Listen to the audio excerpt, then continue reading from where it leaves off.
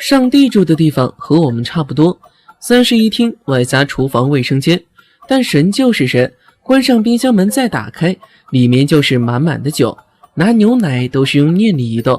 上帝的小女儿小仙女正值叛逆期，对家里这个邋遢油腻的大叔充满了厌恶。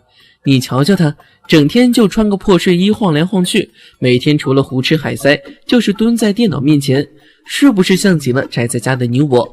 但他可坏得多，闲着无聊了就给人间制造灾难，以此来取乐。火灾、暴雨、飞机坠毁、火车脱轨，没有他不敢做的。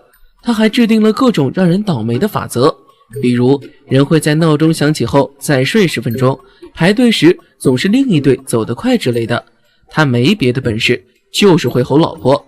上帝的妻子女神就是个家庭主妇，整天除了绣花、收集棒球卡片，就是擦拭耶稣的雕像，借此怀念自己的儿子。这天，小仙女半夜睡不着，溜达到了上帝的房间，就看到他制造的一切灾难。善良的小仙女不认同父亲的做法，被暴躁的上帝打了一顿。这是故事新编诞生的导火索。通过召唤哥哥耶稣的灵魂，他了解到自己需要召集6个信徒，并写出一本故事新编。趁上帝睡着，他来到电脑前，公布了全世界人类的死亡日期，又选出6个信徒的档案，然后把电脑锁机了。穿过家里的洗衣机，小仙女来到了人间。人间正因为死亡信息的公布陷入一场风波，即将死亡的人小心翼翼，但还是死掉；寿命很长的人随意作死。人们开始重新思考如何度过剩下的时光，连仗也不打了。醒来的上帝看到人间的新闻播报，怒气冲冲地冲进自己的房间，却解不开电脑锁屏。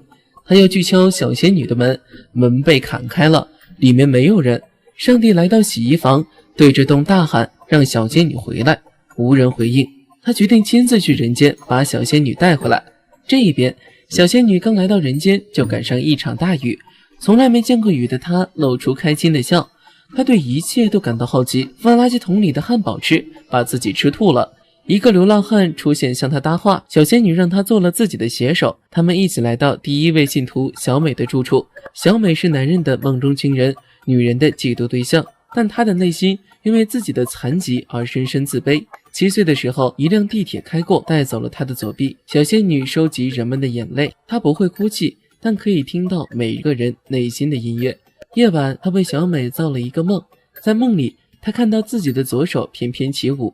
小美笑中带泪，她与自己的残缺和解了。第2位信徒是冒险叔，他年轻的时候是一位冒险家，但现在已经年老了。他没有亲人，每天过着一成不变的枯燥生活。得知死亡日期的那一刻，他把手里的公文包扔到了垃圾桶。小仙女敲响他的家门的时候，他正在公园里的长椅上喂鸟。小仙女能和小鸟说话，她告诉冒险叔，鸟儿问他为什么要停步于此。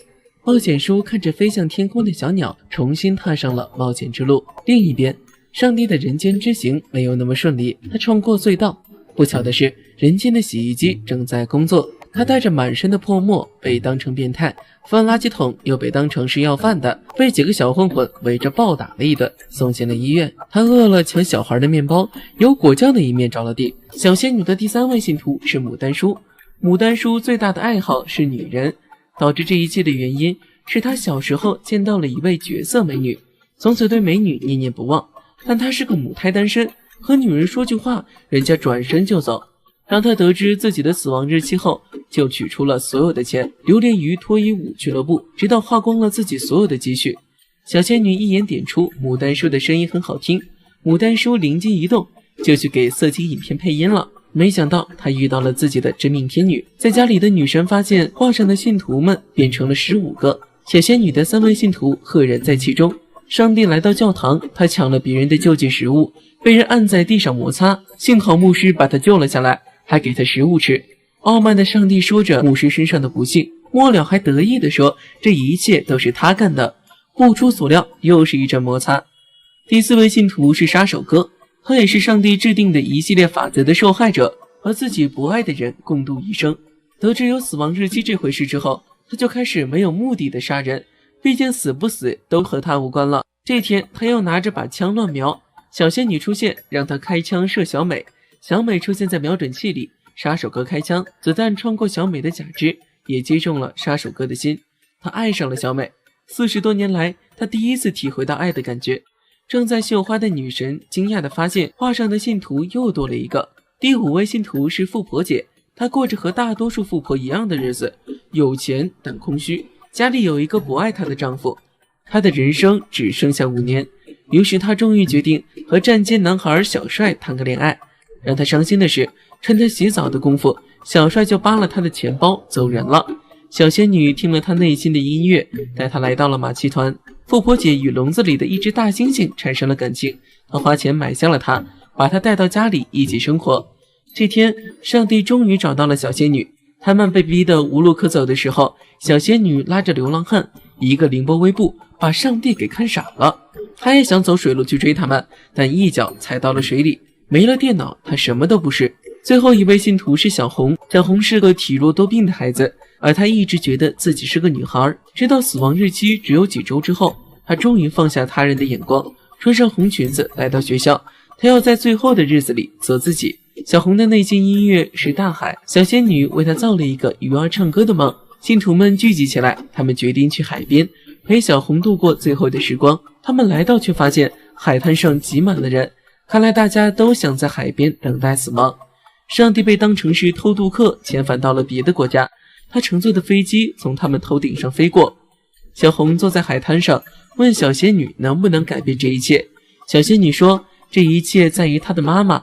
12个信徒变成了18个，是女神喜欢的棒球队员的数量。女神开心地拖着地，把上帝电脑的电源给拔了。人间，上帝乘坐的飞机向着海滩坠落，女神拖完地又接回了电源。她看着电脑的重启提示，输入密码18。女神掌管了这台电脑，飞机重新飞上了太空，所有人的死亡日期都消失了。不仅如此，女神还给太空换了壁纸，取消了引力，人可以在水里呼吸，植物听人的使唤，还解决了生殖隔离，男人也可以生孩子。流浪汉摇身一变成为著名作家，而此时的上帝正在洗衣机车间一个一个地检查那个通往回家的路，一切都很完美。